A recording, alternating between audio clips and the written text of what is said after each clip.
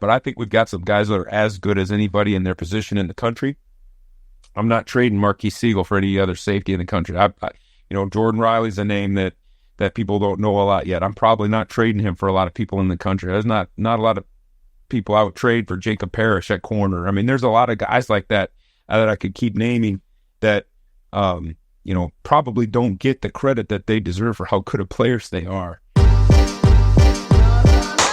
This is KC Sports Network, proudly presented by Emprise Bank.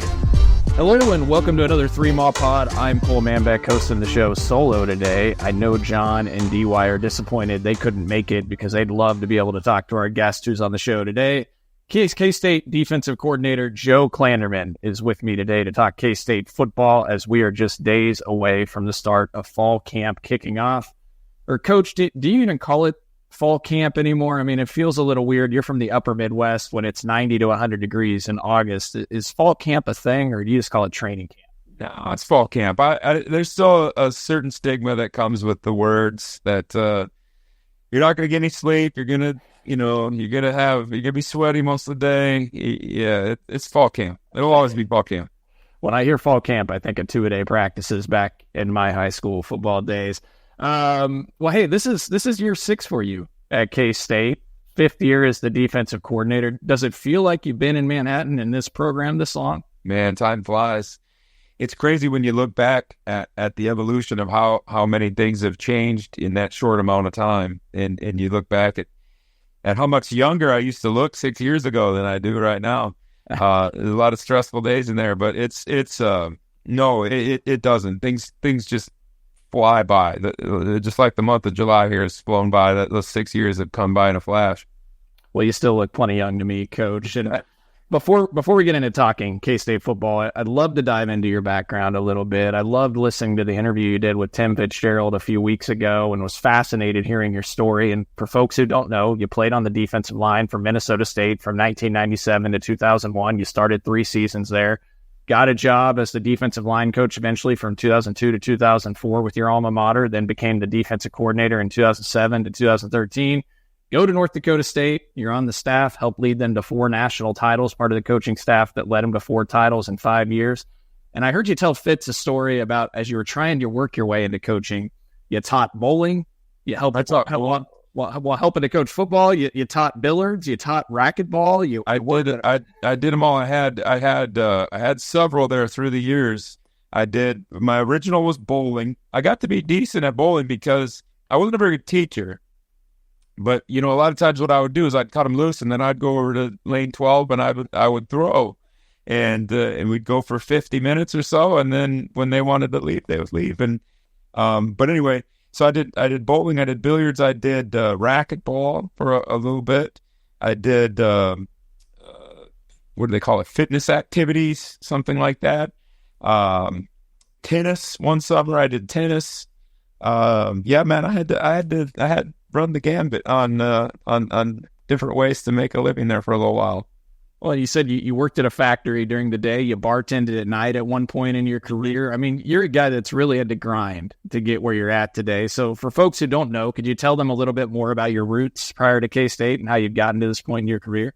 Yeah, when I was when I got done playing, I played for a head coach that had been at the same school for 20 plus years, and my senior year was his last year, and so I knew I wanted to get into coaching. I was going to go be a graduate assistant at another school that was in our league. And the new head coach that got hired at my alma mater asked me if I wanted to stick around and help there. And so I did. And man, I could just some crazy stories about that period of time in my life. But I stuck around there. And when he was going to be I'd finished my second year being a GA there, and he was going to hire me on full time. And, as in many institutions, the fiscal year started on July 1st, and it was probably early to mid June when I was getting ready to, get hired, and we're all excited about that. And, he got let go. And so I was kind of stuck there for a little while with no job. My wife had just lost her job. She worked at a nonprofit, and her position wasn't renewed, and so we had a young girl at home, and we were in a hard time there for a little while, and we just grinded it out, made it work, and I just hung around the office. Like I said, I worked in a factory. I worked as a bartender. I worked at a golf course.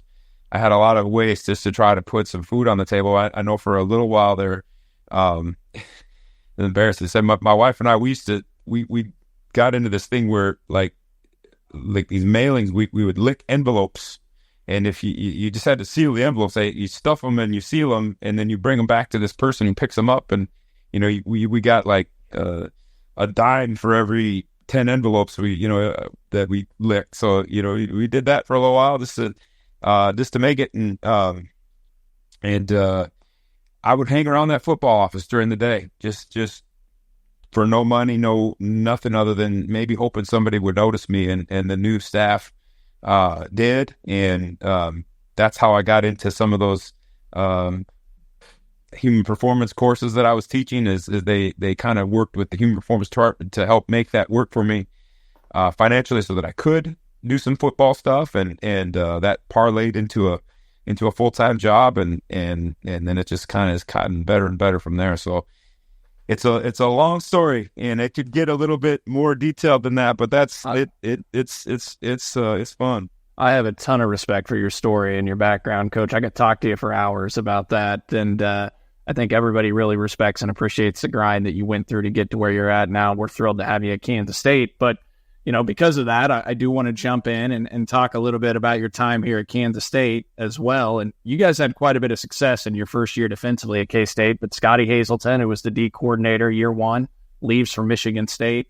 Chris Kleiman moved very quickly in naming you the defensive coordinator. I mean, I think it was like 2 or 3 days later after Coach Hazelton left, you were named the DC. What was your reaction when Coach Kleiman offered you that promotion, and what did it mean to you that he moved so quickly and showed so much good faith and confidence in you? I really appreciate the belief that Coach has in me to do that. I have a ton of respect for him, of course, and the fact that respect is reciprocated through something like that. It's reciprocated in other ways too, but the fact that he had the trust in me to do that means a lot. My initial reaction, to be honest with you, I don't know that I was grateful.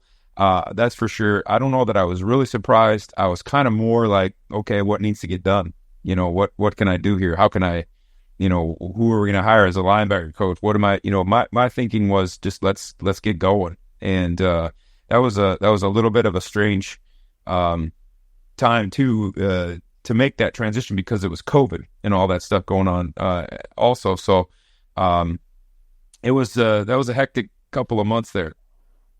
Yeah, I mean, you speak of COVID, and so you head into your first season as the coordinator. You got the pandemic, and then after that, you head into year 2 as the DC, and you make the switch to the 3-3-5. And I know you've been asked about this before, and you've talked about it numerous times, but I got to ask you about it as well. I mean, how did that move come about that offseason, and what did you like about the 3-3-5 that made you guys think it would be a great fit in the Big 12?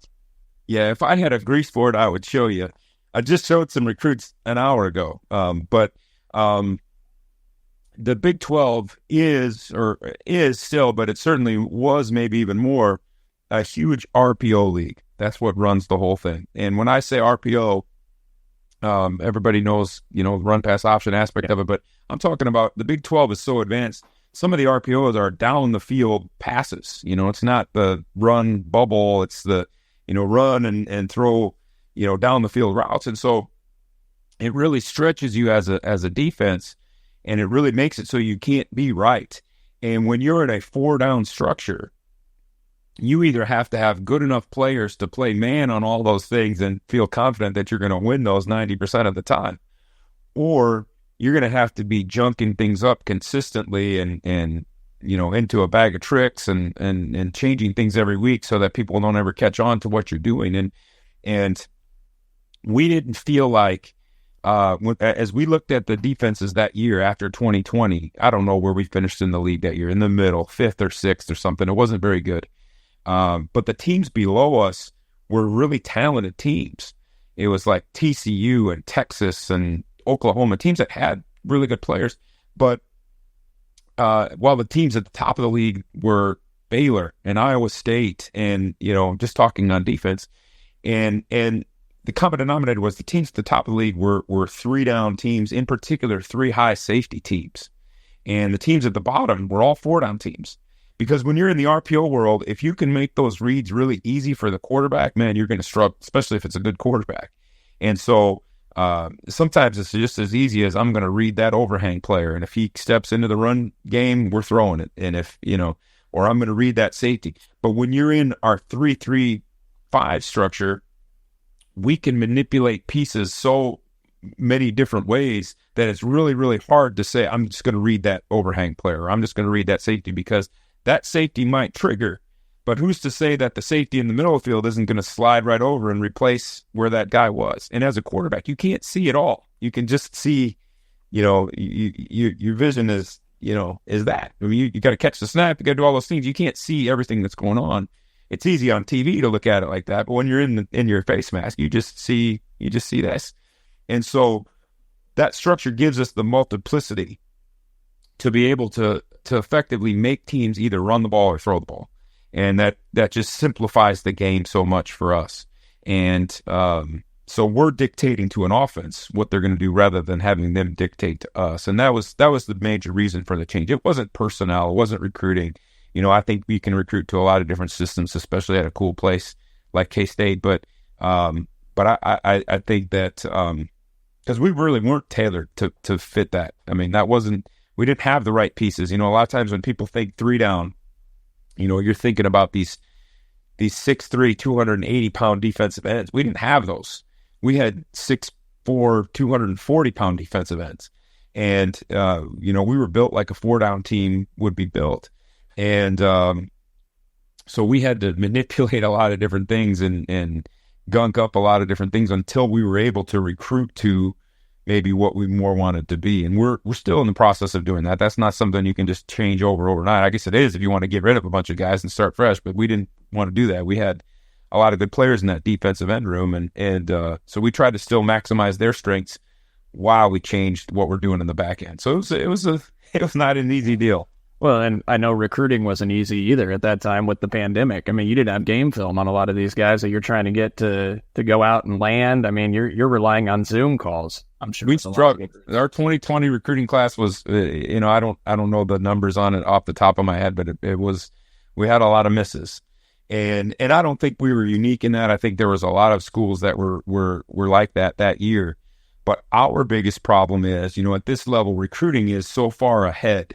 So, meaning right now, we're still recruiting a couple kids that are class of 2025, but by and large, most of our recruiting efforts are 2026 guys. We had a camp the other night, and there was a lot of 2026 kids at that camp. Well, when it was 2020, we didn't have the opportunity to see those younger guys because we were still at North Dakota State. We weren't recruiting them. Yeah. And so when we got here, we knew and we focused on the senior class. We didn't pay much attention yet to the juniors because we figured we'd see them in time and we'd get caught up. And we never got that chance to get caught up because when the pandemic hit, couldn't go out recruiting. So most of that class got signed without us ever seeing them at all in person. And so, there was a lot of misses. And it was just a strange time. I'm glad I never have to deal with that stuff anymore. Well, we got to throw in a break here in just a moment before we continue talking football with Coach Klanderman. But first, we got to tell you about our friends over at Home Field Apparel. Folks, we are getting close to 30 days away from college football season. The end of July is almost here. The month of August, the end of July is the last month of the summer before we have football played every month, the remainder of 2024, which means K-State football is right around the corner. August 31st, season opener against UT Martin. It means you got to get stocked up with your Home Field Apparel K-State gear. Over 50 items to choose from on their website over at homefieldapparel.com. And we've got you hooked up with a discount code to score 15% off your entire order. As always, discount code is 3MAW24. Get 15% off your entire order. My closet is stocked full of home field gear. I've got 3 different home field hats here. If you're watching on YouTube, you guys have seen me rock some of these before. I've got like 8-10 shirts in my closet. I got some of the most comfortable hoodies that I own. The Big 8 Champs 1977 basketball shirt, the Pride of Kansas shirt, the Big 8 Champ shirt that I have is one of the most comfortable, soft, sleek fitted shirts that I have in my closet. I genuinely say that. I love to wear that shirt, which is why you've seen me wear it so many times already on the show since I got it, because it is so comfortable. So get over to homefieldapparel.com. Be like all the other K-Staters when you're tailgating in Bill Snyder Family Stadium, rocking home field apparel gear. You'll be cool if you're doing that, and you can get 15% off. Spread the word, 3mall24, discount code, 15% off your entire order. We appreciate you supporting KC Sports Network by listening to our podcast. You have helped us become the highest-ranked Chiefs podcast network in 2022 and 2023. And don't forget about our daily Substack newsletter, the best written analysis you can find on the Chiefs straight to your inbox every day. kcsn.substack.com. Well, you guys have done a heck of a job. I mean, since 2021, Coach, I mean, your defenses have ranked as two of the top 4 defenses at K-State over the last 17 years in points per drive allowed. And I went through Bill Connolly's SP Plus defensive rankings over at ESPN and looked at his rankings since 2021 across all of college football. I focused on the 16 teams in the Big 12 that are in 2024 season, and then also looked at Texas and OU, included their SP Plus defensive rankings over those 3 seasons. Out of those 18 teams, your defense under your watch ranks second on average in best SP Plus rankings, behind only Iowa State out of all the 18 teams. So you guys have done one heck of a job, which let's transition to that 2024 K-State defense now. And this segment's brought to you by Elanco. If you're in need of home improvement project on your home, call Elanco, a great company based out of Kansas City that's owned and operated by K-Staters. But Coach, you got 79% of your defensive production back, according to Bill Connolly at ESPN. That ranks the 12th highest in all of college football. As you look ahead to fall camp in the 2024 season, how do you feel about your depth, your experience on defense, and is this maybe the most quality depth you've had on the defensive side of the ball during your time in Manhattan? Well, for starters, I got to get you on the staff over here because you're giving me statistics I didn't even know about. I'll say this going back to that before I jump into it. There's really 5 things that matter to us. And I know there's a lot of different ways that you look at defense, yards and some of that. And all those things are great.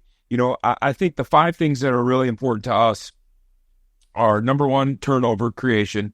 And I think we've been either first or second in that every year. Number 2 is third down defense. I think we've been either first or second in that every year. I think last year we were like 7th in the country, and we were maybe a couple stops away from being first. I mean, we were really up there. Number 3 is red zone touchdown percentage. So if a school gets down into the red zone, if a team gets in on red zone, if they kick field goals, that's really not going to beat us. Even if we play terrible on defense and they get in the red zone 5 times, if they kick 5 field goals, only 15 points, we're probably doing okay. So we look at that. We look at explosive plays, the amount of explosives we've given up. And then our last one is points per game. And those are the 5 metrics that we think are really important. If you're doing those 5 things well, you're playing really good defenses. So that's the metrics that we probably work off of more than anything. So that's what we track, and that's what's really important. Now, to your other point, I think this year we have an interesting mix because I do think that we're probably as talented as we've ever been on defense. I think we've got as good of team speed as we've ever had on defense. I think that there's an interesting mix of really good leaders mixed in with some young players that are really talented. They're going to be really good. So, yeah, I think depth-wise, I feel very good about where we are. Maybe we don't have some of the just big end names that people recognize, Felix or Julius Brents or some of that, but I think we've got some guys that are as good as anybody in their position in the country. I'm not trading Marquis Siegel for any other safety in the country. Jordan Riley's a name that people don't know a lot yet. I'm probably not trading him for a lot of people in the country. There's not a lot of people I would trade for Jacob Parrish at corner. I mean, there's a lot of guys like that that I could keep naming that, probably don't get the credit that they deserve for how good of players they are. And I do think that beyond that, there's probably over 25 guys that legitimately can see a good amount of playing time on our defense. I don't know if we've ever had that either. So it's a cool time.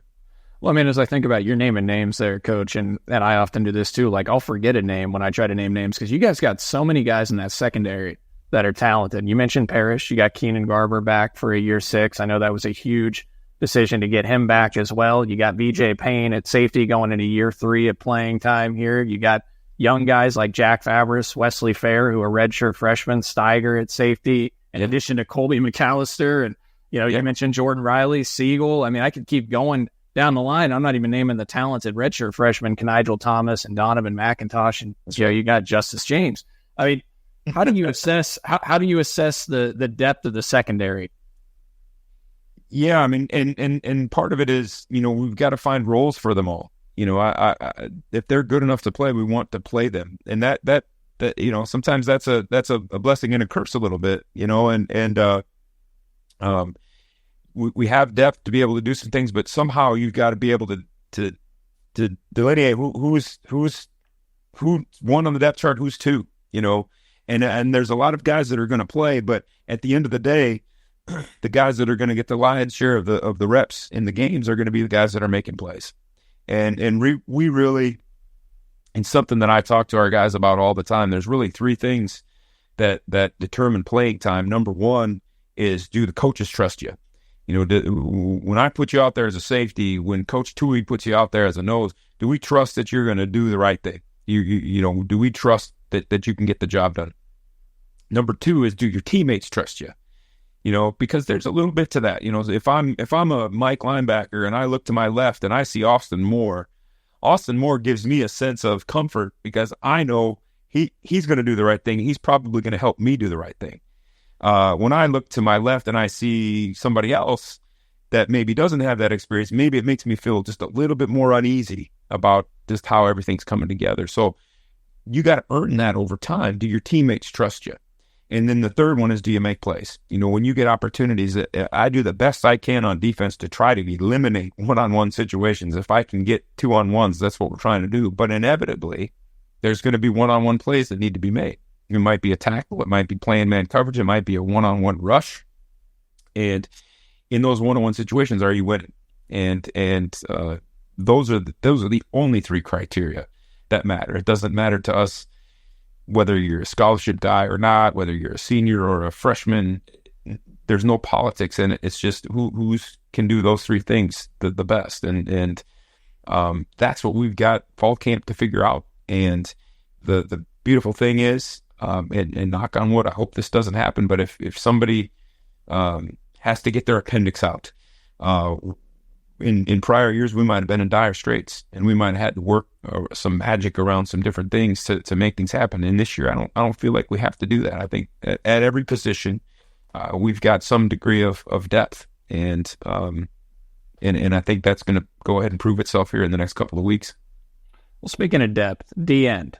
I think you've talked about defensive end as well before, and that's an area where maybe there isn't as many household names like you talk about, where people know. Brendan Mott obviously comes back. Cody Stufflebean made the decision to come back as well. So you got a couple veteran guys that have been relied upon there, but you also have a bunch of names that maybe people aren't quite as familiar with that have a lot of talent when you think about Ryan Davis, Jordan Allen, Travis Bates, Cheedy. I could go down the list. Right? What do you make of the depth at D-end this year and the talent that you've got there? Defensive end's a little bit of a different position because I think there's different body types there a little, and as I mentioned before, we used to have to make it work with one body type. We only had good speed rushing DNs, which was great. But if we ever needed to stick them inside for whatever reason, and they were going to get double teamed by a tackle in the guard, they were going to get blasted, and now we've got some guys that can do that dirty work. We've got some guys that are still maybe can't do that stuff and are just really good edge rushers. And then we've got some guys that are probably hybrid guys that can do both. And that's a cool situation to have. So now we're going to be able to substitute a little bit more based on situation rather than, just rolling guys because we're rolling guys. There was, I remember, I guess it was 2022, we were playing Oklahoma. And we were up a couple scores at the end of the game, and they were throwing it all over the place. And we were playing pretty soft, big zones or whatever, because I felt like they didn't have enough time to score enough to win the game. So we were playing big zones in the back and we were just rushing guys. And if you're a defensive lineman and you're just rushing and rushing and rushing and, the quarterback's scrambling and you're chasing them, man, you get tired really quickly. So we were trying to roll guys in, and we had a couple instances where we had some guys that were cramping up, and we had some, and next thing I look out there and, we're in rush mode and we got 300-pound D linemen out there rushing, and just not not the right guys for the time. Well, now I think, we've got the ability to if we need to get into that mode, we got a bunch of guys that can be successful in that mode. And on the other hand, if we need to get down and dirty because the team's running the football and we need some bigger guys in there that can take on some guards, we got guys that can do that too. So I feel really good about how that all is coming together with the defensive ends and the noses. Well, speaking of rushing the passer, you also got Toby at defensive end that he moves down from linebacker. You lose Duke, obviously. I mean, could Toby be a guy that could be a Duke type for you? And how's that transitioning? That's the plan. Last year we used him as a rusher on third down, and it was he was the backup Sam backer for us last year. And on third down, we a lot of times would slide him down and rush just because he's so electric. But the truth of the matter is, in practice, he didn't work on those skills a bunch. He did a little bit, but that wasn't his main emphasis because he was trying to play Sam backer. And so in the spring, we just made the move and said, let's get him down there with Coach Wyatt. Let's let him, work on defensive end skills all of the time so that when it's third down, he has a little bit of a toolbox. He didn't have much. He just was relying on his athleticism. And so now I think he's starting to develop that. And that's still going to take some game reps to get polished up. But I think that move has been good for him because he is as fast of a kid as we have on the team, to be honest with you. And he's as fast, certainly, as anybody we've ever had on that defensive line here. And we've had some good rushers when you talk about Wyatt Hubert and Felix and Khalid. And, I mean, I could go on and on. Toby's more athletic than any of them. I'm not even sheepish in saying that. But he's not as polished as any of them were when it came to being a defensive end. And so that's where he's got to continue to develop. I'll tie these into two questions here, even though they're set different players, but significance of Austin Moore making the decision to come back, 6th year here for him. And then Des Purnell, obviously a guy, I don't think he gets talked about enough. I think you guys recruited him as a safety and then you moved him down to linebacker. And I'm curious on that front, what you saw from Des that made you think this guy could be a pretty darn good linebacker. And he sure enough was the sophomore last year. And just how impressed are you with the transition that he's made and how smoothly he's made it? Yeah. Des has always been a grinder, an overachiever, a worker, a guy that'll do whatever it takes to get the job done and be successful. And he was a little bit of a fish out of water at safety, but you knew he had some toughness in him. You knew he had some he just had some desire. He had an unnatural desire, I guess would be maybe the best way I would put it. And so we were just looking for a spot. Occasionally we would slide him down there in practice just to blitz him off the edge, just to see. And Coach Standard would always fight me. I don't need another safety playing linebacker. So he would always give me that. I bet he's glad now that we made that move. But Des, we stuck him there and had he just kind of took to it. It's just a little bit more natural for him. And as he grew and his body grew and he grew a little bit more confident in his strength levels and those kind of things, he's gotten better and better. And I remember it was 2022, we were playing up at Iowa State, and Khalid Duke, who was our Sam backer at that time, got injured on like the third play of the game.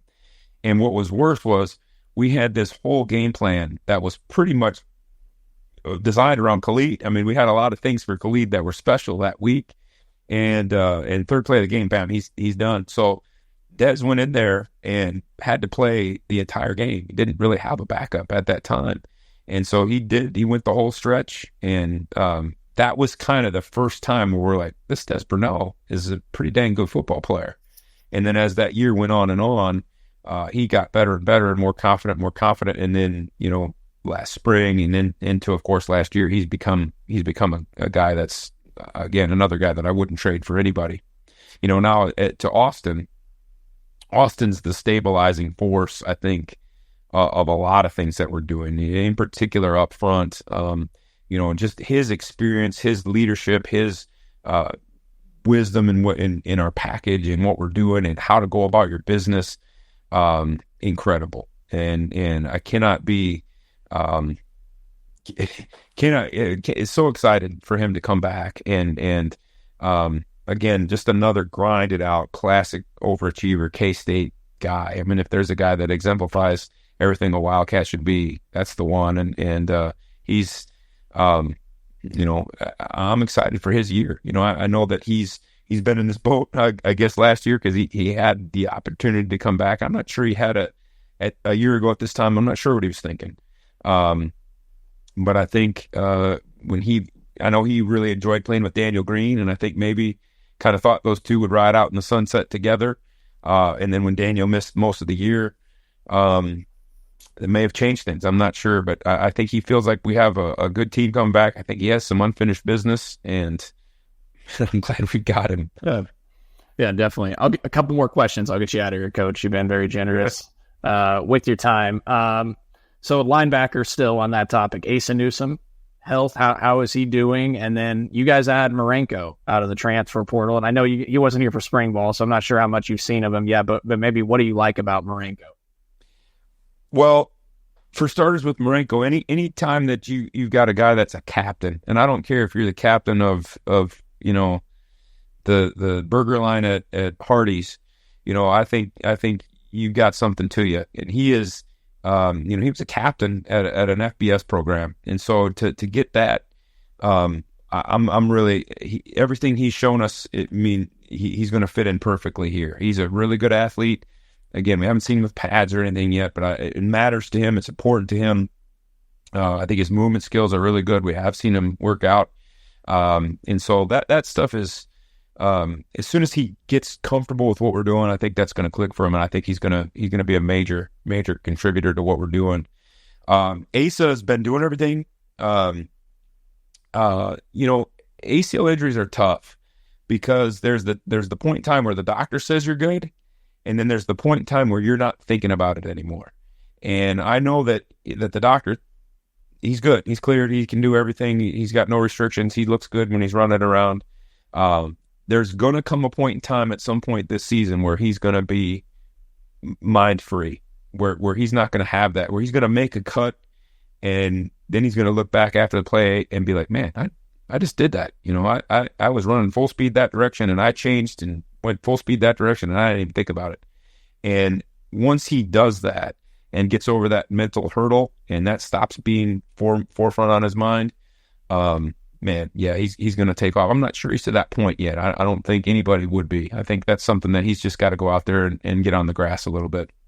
This is why I shouldn't name names, because I forgot to mention Austin Romaine, Coach, as well. And I know he's somebody that you guys are very high on and taking another step after getting valuable reps last year. Hey, I got to ask you an offensive question, right? I mean, I know we've talked a lot of defense, but what do you see from this K-State offense? You got Avery Johnson on that side of the football, and Dylan Edwards wasn't here for the spring, and you got DJ Giddens, but as a defensive coordinator, and you see what K-State's got on the offensive side, right? With Jace, Keegan, Oakley at tight end, Dylan Edwards, Giddens, Avery, would that keep you up at night thinking about trying to defend those guys? What are you seeing from that offense? Yeah, I'm glad I don't have to do it. Yeah.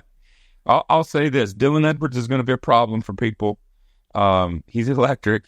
We're as athletic in the receiver room as we've been since I've been here. And Garrett Oakley's a stud. I mean, he's a stone cold stud. I think what Coach Riley and Coach Wells are doing a great job of is, hey, what works for Avery, and what does Avery do well, and how can we magnify what he does well, and not try to force him into something that maybe Will Howard would have been or whomever. And so that's what's making us scary, is because if Avery gets really comfortable, he can beat you so many ways. And he can beat you with his feet. He can beat you with the RPO game. He can beat you throwing the ball. And that's the stuff that as he gets more and more comfortable working with Keegan Johnson, working with some of these guys, man, that's a scary outfit. And I would love it if we would win some games 55-52. I wouldn't like that at all. That happens. I'd rather take the 55 zeros, but those are going to be hard to come by. Yeah. Well, what kind of pressure, though, with like a split back set with Avery in the shotgun and Dylan and Giddens at running back, what kind of pressure does that put on a defense like the edge defenders and trying to like a read option, right? Or the RPO game? Like I assume that type of speed and thunder between the two, Giddens and Edwards, and then Avery's speed and his arm would just put so much strength on a defensive team. I have as much respect for DJ Giddens as anybody in the conference. I think he's unbelievable. I mean, he is just a great human being and a great football player. And, back when Deuce Vaughn was here, Will Howard wasn't quite the running threat that Avery is, but, he capable. But DJ was just starting to emerge, as a guy, we kind of looked up and like, man, this kid is really good. And, Dylan and DJ is not that much different than Deuce and DJ. DJ is probably a better player than he was when he was a freshman. And Dylan will get better as he gets more and more reps, but that is a scary, scary group of guys. He can throw it to them out of the backfield. There's a lot of things that you didn't even mention there that personnel wise you can do with those guys that man, it's cool. And then it's cool that they're all Kansas guys too, man, and they're representing the Kansas team here. That's an awesome story. It's going to make a lot of headlines this year if things go as we all hope. Coach, we appreciate the heck out of you being at Kansas State and for your time on the show. I could have went hours talking football with you and asking you about individual guys, and maybe we'll get to that another time, but I'm really grateful to have you on Threema, and I know K-State fans are grateful to have you and Coach Kleiman and the rest of the staff at Kansas State. Thank you for all that you do, and cannot wait to watch the season unfold this year. Man, I appreciate you guys too. I thank you very much, man. I would love to get on sometime, and we'll just talk about some non-football stuff. I got a lot of random thoughts that we could bring up. It's crazy. We got in recruiting, it kind of opens up here for just a couple days in July. So, we've got we start going on Tuesday. So we've got a bunch of kids on campus here yesterday, today, and Monday. That is just madness. So I've got kids knocking at my door right now. I've been in meetings all day with different guys, and we're just trying to get some things sewed up and trying to get some 2026 guys going and get going on that too.